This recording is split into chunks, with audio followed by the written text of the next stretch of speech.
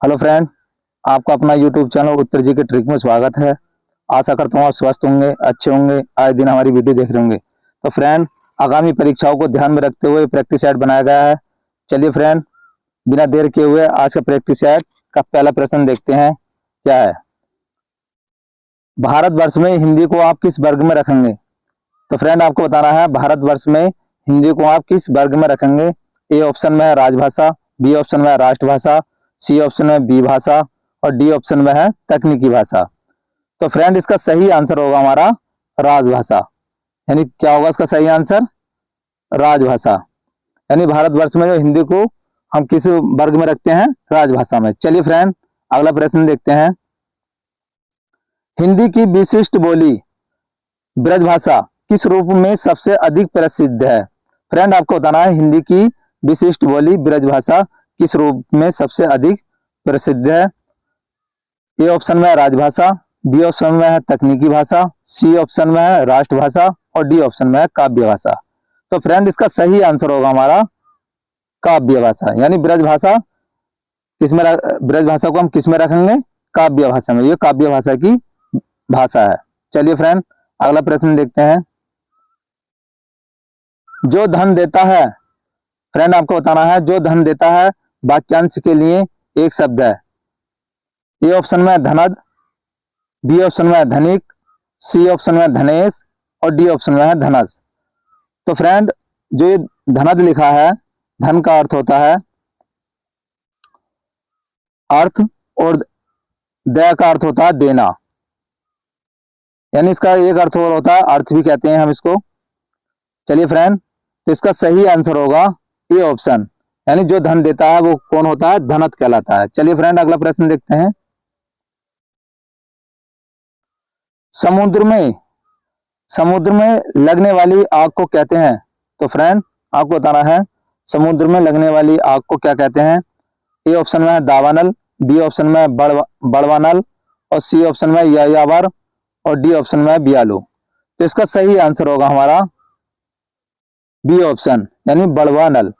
दावानल क्या होती है? वन में लगने वाली आग।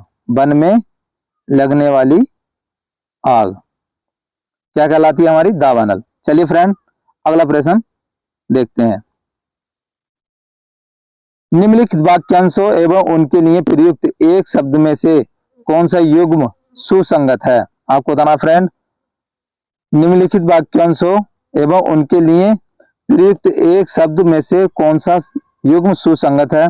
ये ऑप्शन में शत्रु को जीतने वाला डैश अजात शत्रु, बी ऑप्शन में है जो पहले ना हुआ हो डैश होनहार, सी ऑप्शन में जो पढ़ा ना गया हो अपठनीय और डी ऑप्शन में है आदि से अंत तक आद्योपांत। तो फ्रेंड, इसका सही आंसर होगा हमारा बी ऑप्शन। चलिए फ्रेंड, अगला प्रश्न देखते हैं। विपन्न, फ्रेंड आपको बताना है विपन्न को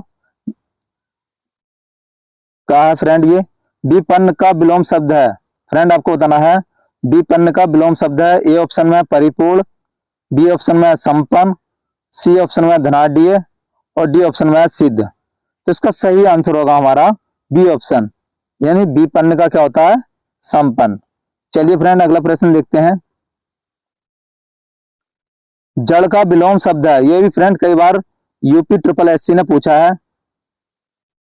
यानी जड़ का विलोम शब्द है। ए ऑप्शन में प्राण, बी ऑप्शन में है चेतन, सी ऑप्शन में है जीव और डी ऑप्शन में है ज्ञानी। तो फ्रेंड, इसका सही आंसर होगा हमारा बी ऑप्शन, यानी जड़ का विलोम क्या होगा? चेतन। चलिए अगला प्रश्न देखते हैं फ्रेंड। मैलिन, मैलिन का विलोम शब्द है। आपको बताना फ्रेंड, मैलिन का विलोम शब्द है। ए ऑप्शन में है साफ, बी ऑप्शन में है स्वच्छ, सी ऑप्शन में मैल रहित और डी ऑप्शन में है सुथरा। तो इसका सही आंसर होगा हमारा बी ऑप्शन, क्या होगा? स्वच्छ। मैलिन का अर्थ होता है गंदा। क्या होता है फ्रेंड? गंदा। इसका एक पर्याय और होता है मैलिन, पंकिल भी होता है। इसका अर्थ एक पंकिल भी होता है। चलिए फ्रेंड, अगला प्रश्न देखते हैं। बसंत का पर्यायवाची नहीं है। फ्रेंड, आपको बताना है बसंत का पर्यायवाची नहीं है। ए ऑप्शन में है ऋतुराज, बी ऑप्शन में है माधव, सी ऑप्शन में प्रवाल और डी ऑप्शन में पिक मित्र। चलिए, बसंत का पर्यायवाची नहीं है, इनमें से तीन है लेकिन एक नहीं है। देखते हैं कौन सा है। यानी बसंत का पर्याय नहीं है सी ऑप्शन, यानी प्रवाल। प्रवाल क्या है?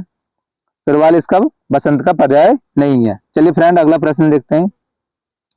बहिन का पर्यायवाची नहीं है। फ्रेंड, आपको बताना है बहिन का पर्यायवाची नहीं है। ए ऑप्शन में सहोदरा, बी ऑप्शन में अर्कजा, डी ऑप्शन में भैगिनी और सी ऑप्शन में भैगिनी और डी ऑप्शन में बांधवी। तो इसका सही आंसर होगा हमारा डी ऑप्शन, यानी बांधवी। चलिए फ्रेंड, अगला प्रश्न देखते हैं। निम्नलिखित में से बंदर का पर्यायवाची नहीं है। आपको बताना फ्रेंड, बंदर का पर्यायवाची नहीं है। चार ऑप्शन दे रखे हैं ये। ए ऑप्शन में देखते हैं मरकट, बी ऑप्शन में शाखा मृग, सी ऑप्शन में है हरी और डी ऑप्शन में है धरलीधर। तो इसका सही आंसर होगा डी ऑप्शन। क्या होगा? डी ऑप्शन, यानी धरलीधर। ये किसका पर्याय नहीं है? बंदर का पर्याय नहीं है। ये तीनों किसके हैं? ये बंदर के हैं। चलिए फ्रेंड, अगला प्रश्न देखते हैं। कोयल शब्द है। फ्रेंड, आपको बताना है कोयल शब्द है। ए ऑप्शन में तत्सम, बी ऑप्शन में रूढ़, सी ऑप्शन में तद्भव और डी ऑप्शन में यौगिक। तो इसका सही आंसर होगा हमारा सी ऑप्शन, यानी कोयल क्या है? हमारा तद्भव है। और इसका तत्सम देखें तो कोकिल होता है। क्या होता है फ्रेंड? कोकिल। चलिए फ्रेंड, इसे भी यहां से याद रखना है। पंकज शब्द है। फ्रेंड, आपको बताना है पंकज शब्द है। ए ऑप्शन में योग रूढ़, बी ऑप्शन में यौगिक, सी ऑप्शन में तद्भव और डी ऑप्शन में है देशज। तो इसका सही आंसर होगा ए ऑप्शन। तो फ्रेंड, जिसका अर्थ भिन्न यानी नया निकलता हो, जैसे पंकज किसका है? कमल का, यानी इससे क्या बन गया है? कमल। तो वो किस में आते हैं? योग रूढ़ में। तो चलिए फ्रेंड, इसे भी यहां से याद रखना है। देखते हैं अगला प्रश्न। ऊट पटांग शब्द है। फ्रेंड, आपको बताना है ऊट पटांग शब्द है। ए ऑप्शन में तद्भव, बी ऑप्शन में तत्सम, सी ऑप्शन में देशज और डी ऑप्शन में है शंकर। तो इसका सही आंसर होगा देशज। ये ऊट पटांग कैसा है? देशज शब्द है। चलिए फ्रेंड, अगला प्रश्न देखते हैं। प्रिय विशेषण बताते हैं। तो फ्रेंड, आपको बताना है प्रिय विशेषण बताते हैं। इसके चार ऑप्शन दे रखे हैं। ए ऑप्शन में है विशेषणों का भेद, बी ऑप्शन में विशेषणों का भेद, सी ऑप्शन में विशेषणों की विशेषता और डी ऑप्शन में इनमें से कोई नहीं। तो इसका सही आंसर होगा हमारा सी ऑप्शन, यानी विशेषणों की विशेषता। चलिए फ्रेंड, इसे भी यहां से याद रखना। देखते हैं अगला प्रश्न। तो फ्रेंड, अगर वीडियो पसंद आ रही हो तो वीडियो को लाइक कर दें और अपने दोस्तों में ज्यादा से ज्यादा शेयर करें। निम्न में विशेषण की दृष्टि से अशुद्ध वाक्य कौन सा है? फ्रेंड, आपको बताना है विशेषण की दृष्टि से अशुद्ध वाक्य कौन सा है। ए ऑप्शन में है वह गली कुछ पतली है, बी ऑप्शन में अंधे नहीं देखते और सी ऑप्शन में है वह अंधा बहुत गरीब है। तो इसका सही आंसर होगा डी, यानी इसमें डी ऑप्शन हमारा दिया नहीं है। तो इसका सही आंसर क्या था? डी, यानी अशुद्ध जो वाक्य है ये तीनों हमारे क्या है? शुद्ध है। और अशुद्ध ऑप्शन हमारा ये टाइम मिस्टेक है फ्रेंड। चलिए फ्रेंड, अगला प्रश्न देखते हैं। तो फ्रेंड, इसका जो ऑप्शन था पिछले प्रश्न का वो डी ऑप्शन ये था, उसकी छोटी छोटी आंख सुंदर लगती है।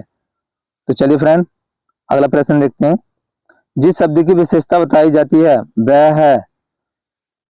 ए ऑप्शन में विशेषण, बी ऑप्शन में विशेष्य, सी ऑप्शन में प्रविशेषण और डी ऑप्शन में विधेय। तो जिसकी विशेषता बताई जाती है वो क्या कहलाता है? विशेष्य, यानी क्या होता है? संज्ञा या सर्वनाम।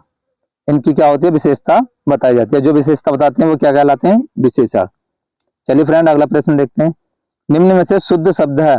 ए ऑप्शन में पुष्टि, बी ऑप्शन में प्रतिनिधि, सी ऑप्शन में प्रफुल्लित और डी ऑप्शन में प्रज्वलित। तो इसका सही आंसर होगा सी ऑप्शन, यानी प्रफुल्लित। चलिए फ्रेंड, अगला प्रश्न देखते हैं। निम्न में से शुद्ध शब्द है, आपको बताना है शुद्ध शब्द कौन सा है। ए ऑप्शन में उदीप्स, बी में है आद्र, सी में है इमारत और डी में है अहोरात्र। तो इसका सही आंसर होगा डी ऑप्शन, अहोरात्र। इसके अगर संधि विच्छेद करें हम तो इसका अहन रात्रि क्या होएगा, अहन रात्रि। चलिए फ्रेंड अगला प्रश्न देखते हैं। प्रत्योपकार में कौन सी संधि है, फ्रेंड आपको बताना है प्रत्योपकार में कौन सी संधि है। ए ऑप्शन में विसर्ग संधि, बी ऑप्शन में गुण संधि, सी ऑप्शन में यड़ संधि और डी ऑप्शन में व्यंजन संधि। तो इसका सही आंसर होगा यड़ संधि, यानी यह से पहले क्या हमारा आधा बढ़ है, तो कौन सी संधि होती है, यड़ संधि। चलिए फ्रेंड अगला प्रश्न देखते हैं। परस्पर में कौन सी संधि है, फ्रेंड आपको बताना है परस्पर में कौन सी संधि है। ए ऑप्शन में वृद्धि संधि, बी ऑप्शन में व्यंजन संधि, सी ऑप्शन में विसर्ग संधि और डी ऑप्शन में गुण संधि। तो इसका सही आंसर होगा विसर्ग संधि। तो फ्रेंड अगर इन तीनों से में से आधा से आ जाए तो हमारी कौन सी संधि होती है, विसर्ग संधि होती है। चलिए फ्रेंड अगला प्रश्न देखते हैं। आग लगने पर कुआं खोदना का अर्थ है, फ्रेंड आपको बताना है आग लगने पर कुआं खोदना का अर्थ है। ए ऑप्शन में तसल्ली से कोई काम करना, बी ऑप्शन में विपत्ति आ जाने पर समाधान खोजना, सी ऑप्शन में विपत्ति आ जाने पर उसका निराकरण करना और डी ऑप्शन में है व्यर्थ भागदौड़ करना। तो इसका सही आंसर होगा बी, यानी विपत्ति आ जाने पर समाधान खोजना। चलिए फ्रेंड अगला प्रश्न देखते हैं।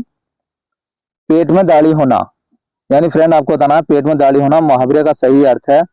ए ऑप्शन में बाल्यावस्था में ही समझदार होना, बी ऑप्शन में झगड़ालू होना, सी ऑप्शन में कुरूप होना और डी ऑप्शन में निरर्थक व्यक्ति। जिसका सही आंसर है हमारा ए ऑप्शन, यानी बाल्यावस्था में ही समझदार होना। चलिए फ्रेंड अगला प्रश्न देखते हैं। सुरेश धीरे धीरे जा रहा है, सुरेश धीरे धीरे जा रहा था वाक्य में धीरे धीरे कौन सा अव्यय है, आपको बताना है इसमें कौन सा अव्यय है। ए ऑप्शन में क्रिया विशेषण, बी ऑप्शन में संबंध बोधक, सी ऑप्शन में समुच्चय बोधक और डी ऑप्शन में निपात। तो इसका सही आंसर होगा हमारा क्रिया विशेषण, यानी धीरे धीरे जा रहा है, ये क्या है हमारा क्रिया विशेषण। चलिए फ्रेंड अगला प्रश्न देखते हैं। तो फ्रेंड आज के प्रैक्टिस सेट का अंतिम प्रश्न, लता ही नहीं शीला भी गाएगी। फ्रेंड आपको बताना लता ही नहीं शीला भी गाएगी वाक्य में अव्यय है, आपको अव्यय बताना है इसमें कौन सा है। ए ऑप्शन में संबंध बोधक, बी ऑप्शन में विस्मयादि बोधक, सी ऑप्शन में निपात और डी ऑप्शन में समुच्चय बोधक। तो इसका सही आंसर होगा हमारा सी ऑप्शन, यानी निपात। ये भी तो है, बल देने के लिए प्रयोग किया जाता है भी का। लता ही नहीं शीला भी गाएगी, तो भी क्या हमारा निपात है। तो फ्रेंड कैसी लगी वीडियो, अगर वीडियो अच्छी लगी हो तो वीडियो को लाइक कर दें, ज्यादा से ज्यादा शेयर करें और अभी तक आपने हमारा चैनल सब्सक्राइब न किया हो तो चैनल को सब्सक्राइब कर लें, पास वाली घंटी दबा दें जिससे कि नोटिफिकेशन आपके पास पहुंच सके। वीडियो के अंत तक बने रहने के लिए धन्यवाद।